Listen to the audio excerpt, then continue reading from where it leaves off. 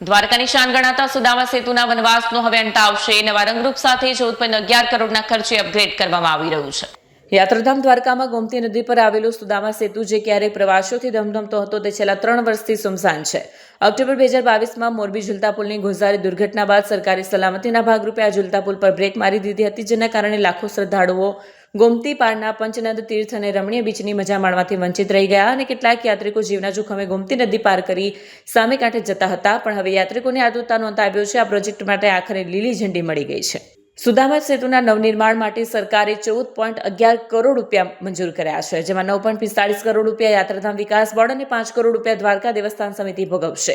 PWD વિભાગ દ્વારા એક ખાનગી કંપનીના કામ સોંપાયું છે અને ટૂંક સમયમાં જ ત્યાં મશીનરીઓ ગાજતી સંભળાશે. હવે સૌથી મહત્વની વાત, નવો બ્રિજ કેવો હશે? નવો સુદામા સેતુ હવે સંપૂર્ણપણે હાઈટેક અને સુરક્ષિત હશે. જૂના સુપર કન્સ્ટ્રક્શનને દૂર કરાશે, પરંતુ નદીમાં રહેલા મજબૂત પિલરને યથાવત રાખીને તેની ઉપર સ્ટેનલેસ સ્ટીલ મટીરિયલથી મજબૂત કેબલ બ્રિજ તૈયાર કરવામાં આવશે.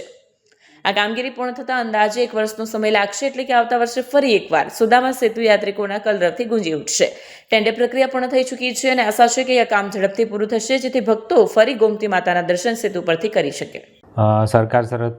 સરકારશ્રી તરફથી જે આ રિપેરિંગ અને સ્ટ્રેન્થનિંગનું કામ ડિપોઝિટ વર્ક તરીકે હમણાં કચેરીમાં આપવામાં આવ્યું છે, જેમાં અમે જૂનો જે બ્રિજ છે એને રિનોવેટ કરી સ્ટ્રેન્થનિંગ કરવાની કામગીરીનું વર્ક ઓર્ડર આપી દીધેલ છે, જેમાં મેજરમાં MS સ્ટીલની જગ્યાએ સ્ટેનલેસ સ્ટીલની કામગીરી અને કેબલની અંદર આપણે જર્મન અને ફ્રેન્ચ ટેકનોલોજીનો ઉપયોગ કરીને કેબલિંગની કામગીરી કરીએ છીએ. અને જે જૂની પાયલોન છે એને આપણે જેકેટિંગ કરી સ્ટ્રેન્થનિંગ કરી અને આખો નવેસરથી બ્રિજ સ્ટ્રેન્થનિંગ કરવાની કામગીરી હાથમાં ધરેલ છે, જેનો વર્ક ઓર્ડર આપી દીધેલ છે. અને હાલ એજન્સી દ્વારા સાઇટ ક્લિયરન્સની કામગીરી પણ શરૂ કરવામાં આવી દીધેલ છે અને આ કામની સમયમર્યાદા અંદાજિત 12 મહિના છે, એટલે 1 વર્ષમાં આપણે કામ પૂર્ણ કરી શકીશું એ રીતના કામગીરી ચાલુ કરેલ છે.